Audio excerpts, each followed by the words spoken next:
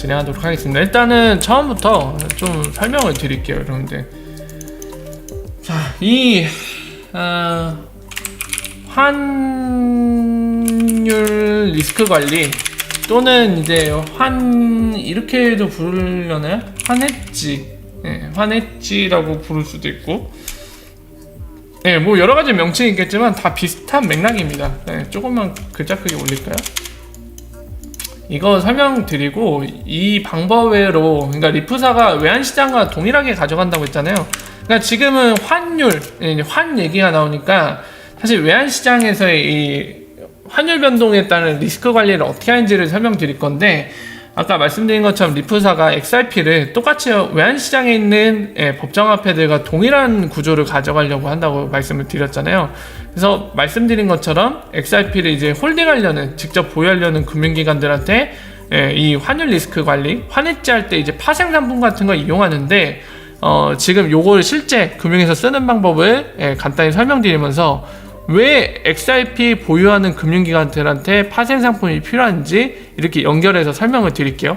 아무래도 그래야 그냥 팩토리가 맨날 그 XRP 홀딩하려는 금융기관들한테는 이 해지, 리스크 해지하는 게 필요하다. 그래서 이제 파생 상품, 선물 거래가 필요하다라는 얘기 맨날 하는데, 그냥 그렇구나 라고 인식하는 것보다, 제가 얘기하니까 그런가 보네, 이거보다는 아무래도 여러분들 실제로 어떻게 사용이 되고 어떤 방식으로 활용이 되기 때문에 이게 진짜로 관리가 되고, 그렇기 때문에 XRP를 홀딩했을 때 그 가격 변동이 일어나도 손해보는 게 아니라 그게 가격 변화에 따른 손실이 관리가 되기 때문에 실제로 금융기관들이 XRP를 홀딩할 수 있게 만들어줄 수 있는 그런 도구가 될 수 있다 라는 거를 정확히 이해하셔야지, 실제적으로 여러분들이 그걸 알아서 이해를 하신 거죠. 그냥 누가 그렇다라고 해서 아는 건 아니고 실제로 내 머리로 이해해서 알게 되시는 거니까 그걸 좀 설명을 드릴게요. 자, 보시면은 4가지 정도가 있어요. 크게 4가지가 있습니다. 통화선도, 아니야, 선물안이라고 얘기할게요. 선물안 또는 이제 통화선물, 똑같아요. 똑같은 개념인데 무슨 차이가 있는지 간단합니다. 설명 드릴 거고요. 그리고 통화 옵션이라는 게 있습니다. 그러니까 옵션이라고 보통 얘기하죠. 옵션이 있고, 그 다음에 스왑이라는 게 있어요. 스왑이라는 게 있고, 마지막에 이제 보험 처리가 있습니다. 어디에 가나 보험 처리는 있죠. 역시나 환율에서도 보험이 있습니다. 보험 처리, 보험회사 통해서 보험 처리하는 게 있어요. 자, 이거 간단히 설명을 드릴게요. 선물하는 여러분들 뭐냐면요, 간단합니다. 그러니까 선물 같은 경우는 미리 퓨처잖아요, 퓨처. 그러니까 정해놓은 시점, 정해놓은 환율로, 뭐라고 표현해야 될까요?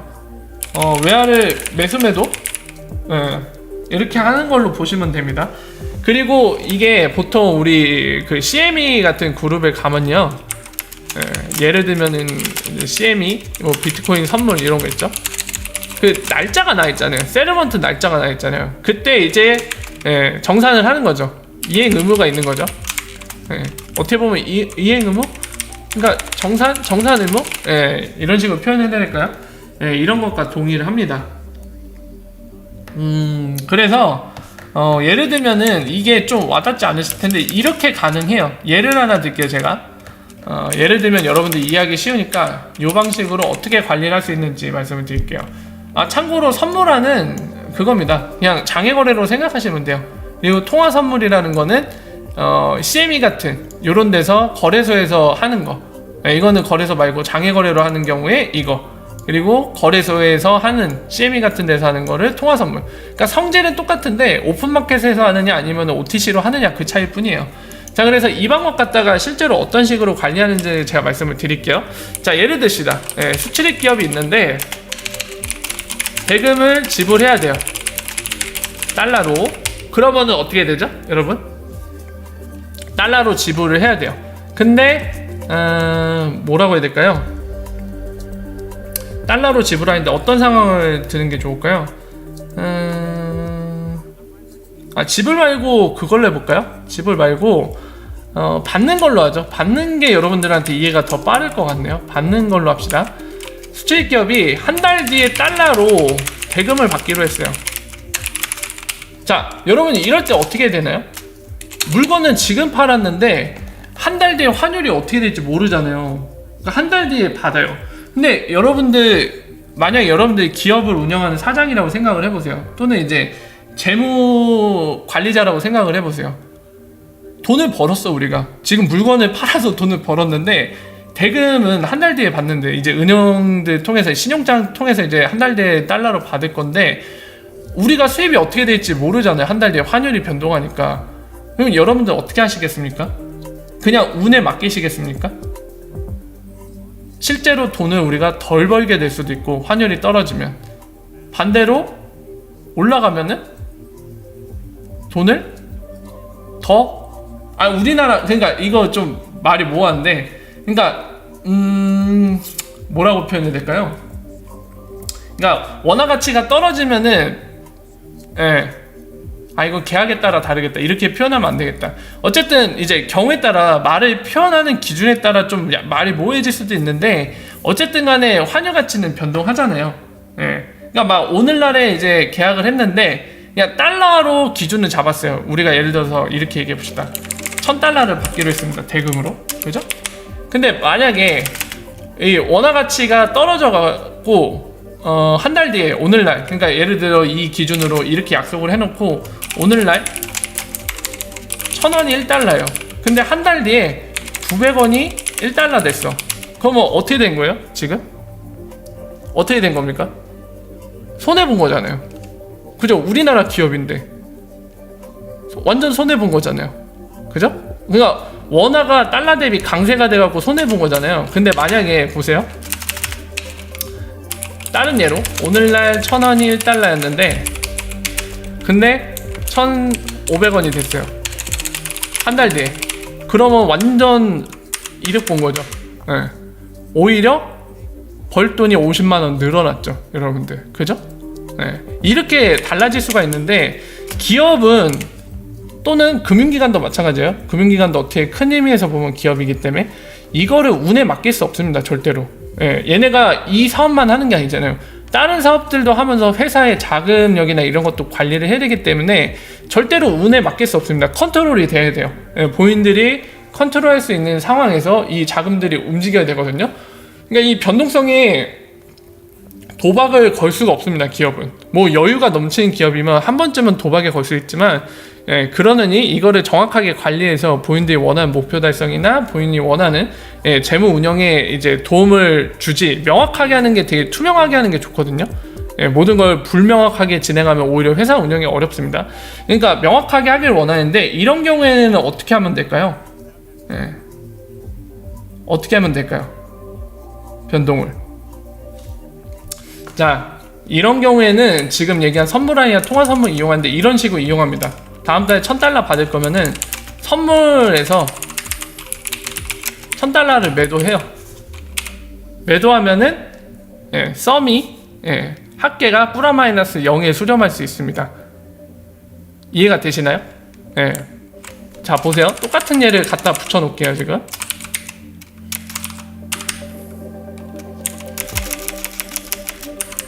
자, 미리 오늘 이제 1000달러 받기로 계약을 해놓으면 선물장에 이 기업이 그거를 해놓습니다. 1000달러를 매도를 해놔요. 선물시장에다는. 그리고 한 달 뒤에 돈을 받을 거죠. 1000달러를. 자, 그럼 어떤 일이 일어나냐면, 보세요. 첫 번째 경우, 오늘날 1달러가 1000원이었는데 한 달 뒤에 대금 받을 때 1달러가 900원이 됐어요. 그럼 변동이 생겼잖아요. 그죠? 손해봤죠. 근데 어떻게 돼요? 선물시장에 내가 미리 팔아놓은 거는 1000원에 1달러 기준으로 해서 1000달러를 팔아놨잖아요. 근데 한 달 뒤에 900원이 1달러가 됐죠. 그럼 여기에서는 1달러당 100원 이득을 받죠. 근데 반대로 여기는 100원 손해. 그럼 이 플러스 하면 어떻게 돼요? 0원에 가깝게 수렴이 돼요. 물론 수수료나 이런 거 붙겠지만 어쨌든 플러스 0이 됩니다. 그리고 여러분들 하나 아셔야 되는 게, 이걸 할 때 여러분들 또 특징이 있어요. 이 뭐 수수료나, 자, 추가적으로 수수료 발생하겠죠. 완전히 플러스 0은 못 만들어요. 이 선물 거래 하다 보면 수수료가 발생하니까 수수료도 지불을 해야 됩니다. 그리고 전문 인력이 있어야겠죠. 이거를 운영할. 그리고 이 인력이 실제로 본인의 시간을 들여서 이거를 관리를 해야 되잖아요. 일일이 하나씩. 그죠? 그리고 또 뭐가 필요하죠? 하나 더 있죠. 추가 자금이 필요합니다.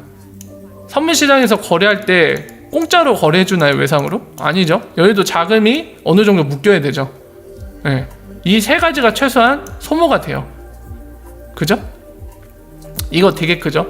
이 포인트 기억하셔야 됩니다. 실제로 기업들도 그렇고 금융기관들도 이런 식으로 중요한 부분은 이 환율에 대한 리스크 매니지먼트는 어느 정도 가능하지만 지금 보시는 것처럼 자금 묶이고 인력 필요하고 수수료 등 비용이 실제적으로 들어가요. 이 부분은 간과할 수 없습니다. 그러니까 자꾸 리프사가 리얼타임 세틀먼트를 그래서 강조하는 거 이런 것도 필요 없다는 거예요. 환율 관리 왜 하냐? XRP는 리얼타임 수합인데 이딴 거 필요 없다는 거예요. 그걸 자꾸 장점으로 내세우는 겁니다. 그 포인트를 알고 가셔야 돼요. 자, 그리고 옵션 거래는 뭘까요, 여러분들? 옵션은 간단합니다. 그냥 기본은 다 똑같아요. 기본은 다 똑같은데 지금 현물 거래 말고 뭔가 가상의 거래를 하는 그 특성은 다 똑같습니다. 파생 상품들. 근데 옵션 거래는 뭐냐면 여러분들 많이 들어보신 거 콜옵션과 풋옵션이 있어요. 풋옵션 뭘까요? 이거 아시는 분들 계실지도 모를 것 같아요. 알고 계신 분 있나요 혹시? 있을 것 같은데 손쉽게 얘기해서 콜옵션은 이거는 살 수 있는 권리, 매수 권리권입니다. 매수 권리증이라고 보시면 되고 이거는 매도 권리증이에요. 되게 웃긴 거는 이거는 그거예요. 결국에 예를 들면 뭐 환율 1달러에 1,000원짜리 매수 권리증 또는 매도 권리증을 사고 파는 거예요. 그러면 이거 실제로 이런 식으로 거래하는 거랑 요거를 사두는 건 똑같잖아요. 그죠?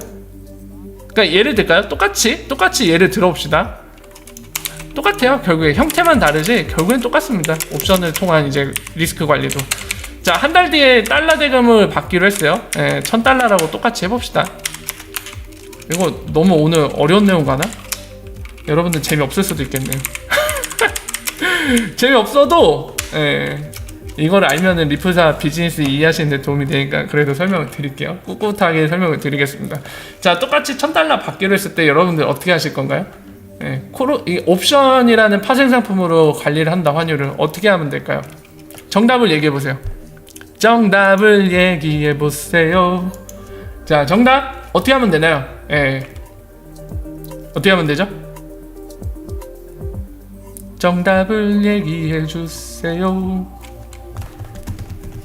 아, 이거 적절하지 않은 예다. 이해는 적절하지 않네요. 지금 같은 게 옵션에서는 이걸로 하면 안 돼. 요거를 하면 안 되고 어떤 예가 좋을까요? 이거 해도 되겠다. 자, 똑같죠? 이거를 사면 되잖아요. 어떤 걸 사면 될까요? 둘 중에 하나 사면 되는데 한번 찍어보세요. 여러분들 맞추실 수 있을 것 같아요. 충분히. 어떤 걸로 하면 될까요? 똑같죠? 이거 풀옵션을 하면 됩니다. 지금 환율로 풀옵션 이걸 사면 돼요. 1,000달러치. 그러면은 요걸로 팔 수 있는 거잖아요. 한 달 뒤에도 요걸로 팔 수 있는 거예요. 환율로. 그러니까 지금 시점에는 1달러에 1,000원 요걸로 팔 수 있는 권리를 사는 거잖아요. 1,000달러치. 이러면 돼요. 그럼 한 달 뒤에 거꾸로 내려가더라도 위랑 똑같이 되는 거예요, 결국에. 그러니까 이런 식으로 권리증을 사갖고, 그러니까 달러 환율에 상관없이 옵션이라는 건 뭐냐면 1달러에 1,000원이라는 환율로 팔 수 있는 권리, 이 풋옵션을 사면은 한 달 뒤에, 2달 뒤에도 이 약속된 권리로 권리만큼 팔 수 있는 겁니다. 이해가 되시죠? 이런 식으로 환율 관리하면은 플러스 빵에 가깝게 되는 거예요. 그리고 수합은 뭔가요? 수합은 여러분들 수합은 머니게임 드라마 보신 분 계신가요? 보시면은 아시겠지만 통화 수합이라고 부르는 거랑 똑같아요. 똑같습니다. 뭐냐면은 그러니까 약속된 환율로 이렇게 표현해볼까? 지금 환율? 약속된 환율?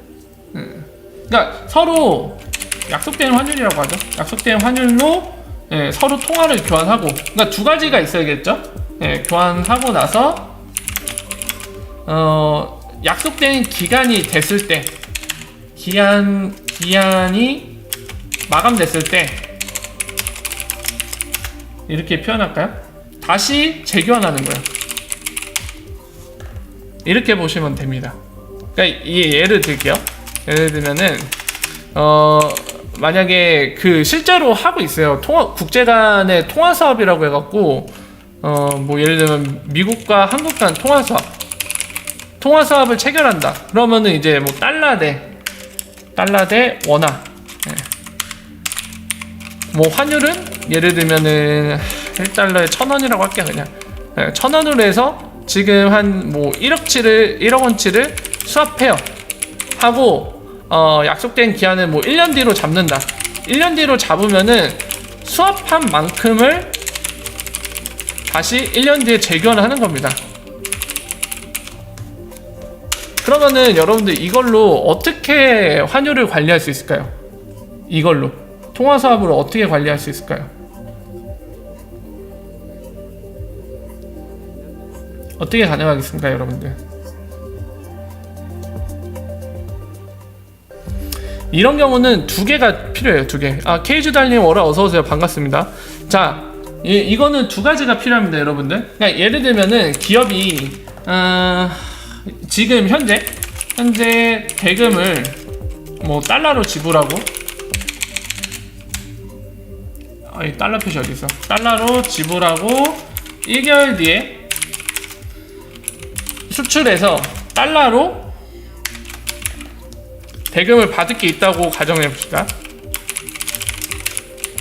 그러면 이 수합을 어떻게 활용하면 될까요, 여러분들?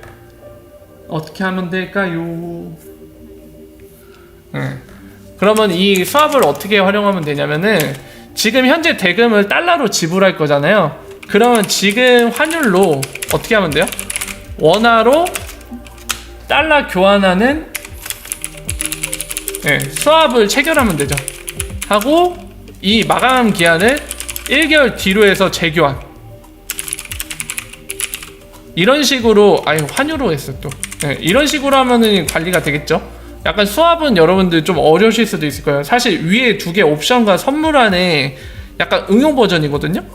응용 버전. 그러니까 케이스가 하나 더 있어야 돼요. 단일 케이스로는 이걸 관리 못하고 통화 수합 같은 경우는 두 개가 있어야 돼요.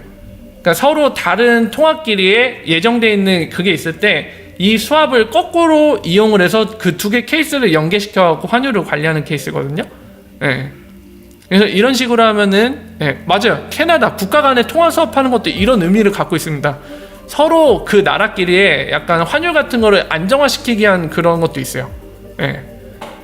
그런 목적으로 국가 간에도 통화 수합을 체결하기도 하고요. 실제로 이 파생 상품을 통해서 기업들이나 금융기관들이 이 환율 변동에 관한 리스크 관리를 하기도 합니다. 그리고 보험은 따로 설명 안 드릴게요. 그냥 보험회사한테 맡기는 거예요. 이 리스크를. 당연히 맡길 때 비용 들겠죠. 우리도 보험료 내니까. 그리고 실제 우리가 보험해달라는 거 약속된 내용 중에 그 실제 일이 일어나면 보험회사에서 보험금으로 우리 리스크를 돈으로서 보상해 주잖아요. 똑같은 원리예요. 보험회사한테 맡기면. 실제로 우리나라에는 공공기관으로 무역보험공사라는 게 있습니다. 그래서 그런 데서도 이런 환율 변동에 관련한 보험 상품이 있어요. 그래서 이제 수출 기업들 또는 수입 기업들이 무역보험공사가 제공하는 보험 파생 상품으로 이런 걸 관리할 수도 있겠죠. 자, 이런 식이에요. 자, 이런 식으로 존재하는데 이게 좀 이해가 되시면은 이제 XRP를 이해하실 수 있습니다. 자, XRP로 가볼게요. 이 설명을 바탕으로. 자, XRP 보유 기간 왜 파생 상품이 필요하냐? 이미 여러분들 알고 계시죠? 느낌으로도 직관적으로도 아실 거예요. XRP 가격이 변하기 때문에. 요거죠. 본질적인 이유는 여기 있죠. XRP를 사서 보유했어요. 근데 마치 외환처럼 그 보유한 금융기관이 베이스로 삼고 있는 그 국가의 법정 통화랑 다르게, 그러니까 어떻게 보면은 우리나라에 있는 시중은행들은 다 원화를 베이스로 해서 사업을 하고 있잖아요. 그래서 원화가 우리 시장에서도 실제 사용되고 우리나라 기업들, 주요 고객들 다 공통 통화하기 때문에 서로 간에는 이 자체로서는 문제가 없어요. 뭐 변하는 게 없어요. 근데 문제는 대외적으로 이렇게 사업을 할 때 뭐 달러나 이런 걸 사용할 때 그런 거는 이제 변동이 있기 때문에 이 주요 사용 통화는 약간 변동성이 있기 때문에 이제 관리를 하는 건데, XRP도 마찬가지죠. 우리나라 법정 통화나 미국 법정 통화는 아니잖아요. 그 어느 나라의 법정 통화도 아니고 그 어느 나라 기업 금융기관의 베이스 통화가 아닙니다. 그러니까 무조건 얘를 보유하게 되면은 가격 변동성 관리를 해줘야 돼요. 그러니까 아까 설명한 그런 방법으로 해서 XRP 가격 변동성 보유했을 때 그 리스크를 관리하기 위해서 파생 상품이 필요하게 됩니다. 그러면은 이런 질문이 나올 수밖에 없어요. 아, 좋아. XRP 보유하기 위해서 이런 파생 상품으로 아까 팩토리 네가 설명했듯이 뭐 옵션 또는 선물한 또는 수합 또는 보험 처리해 갖고 그렇게 환율 또는 지금 같은 경우 이제 XRP는 가격 변동성, 그냥 볼라틸리티 리스크라고 해야겠죠. 환은 아니니까. 이런 게 존재해서 그런 걸 통해서 가격이 변동하더라도 XRP를 보유한 금융기관들, 은행들이 손해를 보지 않도록 그걸로 관리하는 건 알겠어요. 그러면 보유해서 도대체 어디에 쓰는데 이걸 보유해야 하냐? 보유할 이유가 있냐가 중요해지겠죠. 이거는 예전부터 많이 설명했지만 결과만 딱 한마디로 얘기하면은 뭐죠? ODL보다 뭐라고요? XRP 직접 들고 쓰는 게 더 저렴하기 때문에, 심지어 ODL의 반 가격. 그래서 XRP를 직접 들고 쓰는 겁니다. 왜 그렇게 될 수 있을까요? 그려줄게요. 자, ODL은 기본적으로 스타트하는 거래소, 일단은 지금 오늘날 암호화폐 거래소 이용하니까 그 기준을 설명드릴게요. 거래소 여기를 거치죠.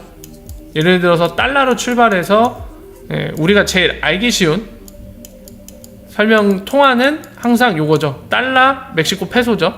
자, 이런 식으로 이어지는 상황에서 ODL 같은 경우는 여러분들 보십시오. 여기 달러 들어가면 여기서 뭘로 바뀌어요? XRP로 바뀌죠. 그럼 여기서 1번 수수료 한번 발생하죠. 그죠? 교환하는데 수수료 발생하죠. 그리고 어떻게 돼요? 여기 수수료 프리미엄은 누구한테 제공합니까? 거래소도 있고, 그리고 시장 가격보다 내가 비싸게 사야 되잖아요. 그 프리미엄 어디예요? 마켓메이커잖아요. 이 두 군데에 내가 비용이 나가요. 그죠?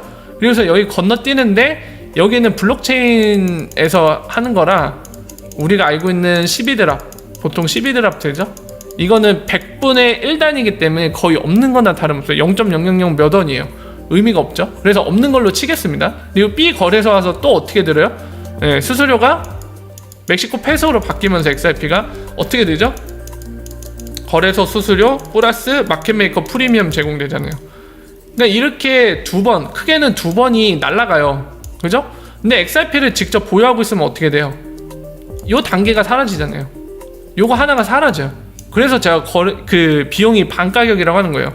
그냥 바로 날리면 됩니다. 바로 날리면 돼요. 바로 날려서 XRP 들고 있다가 바로 날려서 멕시코 페소 바꿔서 쓰면 돼요. 그럼 요거 한 번만 지불하면 되거든요.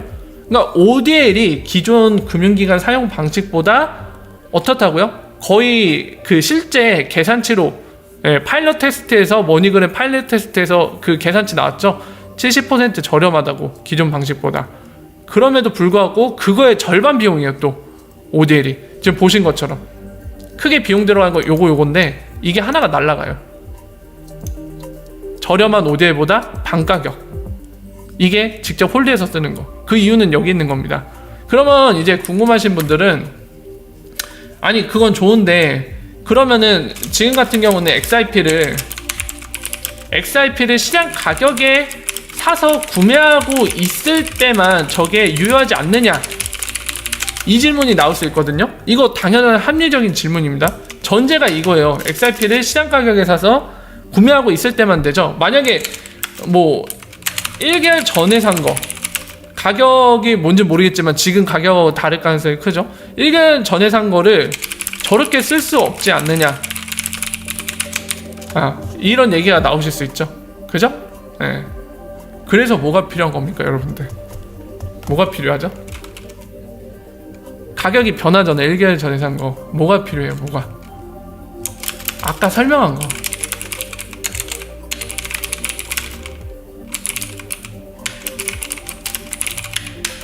파생상품 통한 환율 리스크 관리. 이거 없으면은 이 얘기가 합리적이에요. 아니 1개월 전에 예를 들어서 내가 500원에 산 거 XRP를 들고 있어, 금융기관이. 근데 지금 300원대인데 이 300원 가격에 맞춰서 저런 식으로 써버리면은 나 완전 손해잖아요.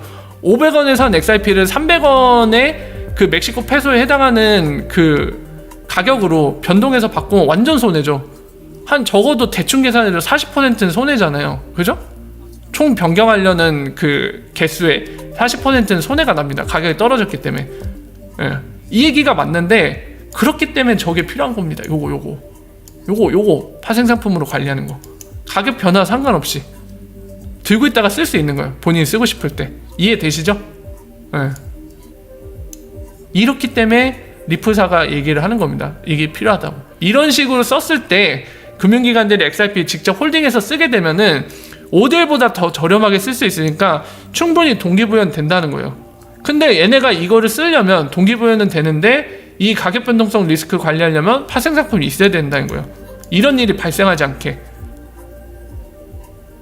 그래서 리프사가 최근에 그 인사이트 글 올리고 기타 인터뷰 때 파생상품 생기는 거에 대해 이건 필요한 거다, XRP가 직접 활용되기 위해서 필요한 것들이다 얘기하는 이유가 여기 있는 겁니다. 이걸로 관리하면 되기 때문에.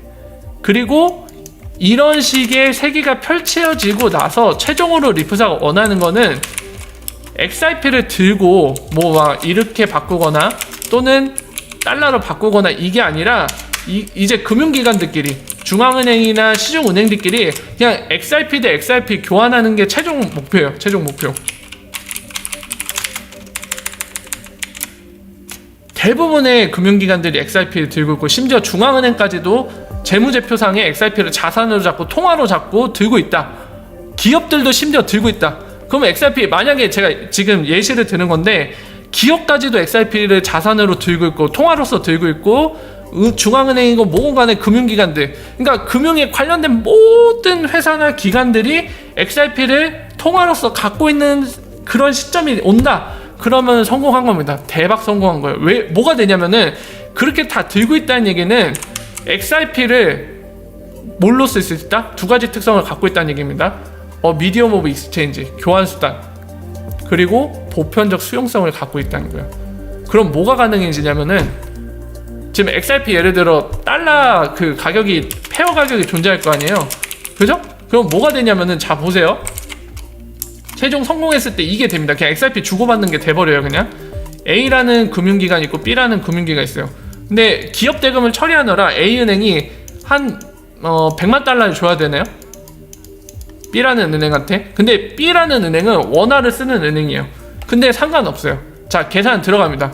100만 달러 대금을 B은행에 입금해서 이제 B은행을 통해서 이제 대금을 받아야 될 기업이 여기로 받을 건데, 그래서 A은행이 B한테 줘야 되는 상황이에요. 100만 달러를. 근데 지금 XRP가 한 개가 100만 달러예요. 지금 가격이 100만 달러예요. 그러면 이 최종 목표 상황에 목표에 도달했어. 완전 대박 성공했어요. 그럼 뭐가 가능해지냐면 A은행이 그냥 B은행한테 야 대금 처리할 거 있는데 XRP 한 개 줄게. 지금 100만 달러네. 딱 한 개가. 한 개를 던집니다.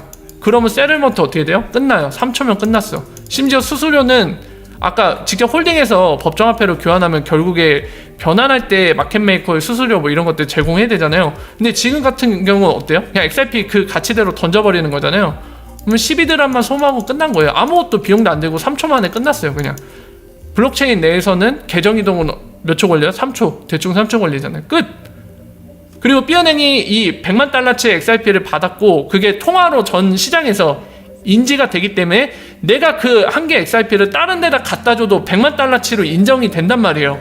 그럼 이거 받은 걸로 끝난 거예요. 그러면은 원화로 이제 기업 대금 주면 돼요. 기업한테. 끝났어. 얘는 얘네 재무제표상에 한 개 XRP 늘어났어요. 그리고 방금 얘기했듯이 이미 성공한 그런 세상에서는 이 XRP 한 개 갖다가 다른 데다 줘도 100만 달러 가치가 되는 거예요. 끝! 이게 리프사가 최종 완성하고 싶은 그림 요겁니다. 결국 이 단계들 다 거쳐갖고 금융기관들 XRP 다 홀딩하기 시작하고 시장에서 실제로 이러한 가치를 창출하고 이러한 수요를 창출한다면은 결국에 이 세상까지 갈 수 있는 거예요. 리프사는 그걸 노리고 있는 겁니다. 네, 국경을 넘을 때 뭘로 해? XRP로 해. 그냥 다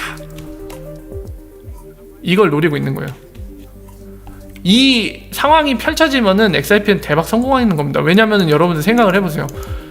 아무리 많아봤자 1000억 개 다 풀려도 1000억 개밖에 안 되는 거, 이런 식으로 각 금융기관들 전 세계적으로 다 보유하고 기업도 보유하고 있고 마켓메이커도 유동성 공급하는데 보유한다고 이 난리 치면서 다들 갖고 있죠. 네, 가격이 어떻게 될 것 같습니까? 매번 예시를 들지만 여러분들 상상해보세요. 달러가 더 이상 발행 안 돼요. 네, 그냥 정지, 추가 발행 없어. 근데 막 신흥국가들 달러 사재기하고 막 우리 외환위기 안 온다고 달러 막 지네 나라에다 짱 박아두고 막 이런 식으로 해봐요. 환율 어떻게 되나? 시장에 돈은 달러는 적어지고 달러는 쓰려고 하는데 무역대금 처리하고 막 외환시장에서 쓰려고 하는데, 예, 자꾸 막 시장에 풀린 달러들이 어딘가에 들어가서 안 나와요. 근데 시장에서는 수요가 많아. 야, 이 달러로 대금 처리했는데 왜 이렇게 풀려있는 게 없어? 환율 어떻게 될지 뻔하죠? 자명한 일이죠? 예, 똑같아요. XRP도 1000억 개 고정. 근데 수요 늘어나면 어떻게 됐어요? 안 봐도 비디오. 예, 이 구조인 겁니다. 그래서 이거를 여러분들이 이제 금융에 관심 없으신 분들 좀 어려우실 수도 있는데, 이 최종 그림까지 이어지는 리프사의 비즈니스 모델을 설명드리려면 이 부분은 사실 진작에 설명을 드렸어야 됐어요. 근데 이제 아무래도 좀 저도 처음에 금융에 관심 없었거든요. 이 리프사 때문이야. 이 리프사가 뭐 하는지 이제 살펴보려면은 얘네가 설계한 그림을 알아야지 제대로 하고 있는지 볼 수 있잖아요. 그리고 설계한 그림이 제대로 돼 있는지 이런 거 확인하려면 제가 이해를 해야 되니까 처음에 저도 애 많이 먹었습니다. 금융에 관심도 없던 IT인인데 와, 힘들었어요 참, 옛날 생각해보면. 자, 그래서 여기까지 설명드릴게요.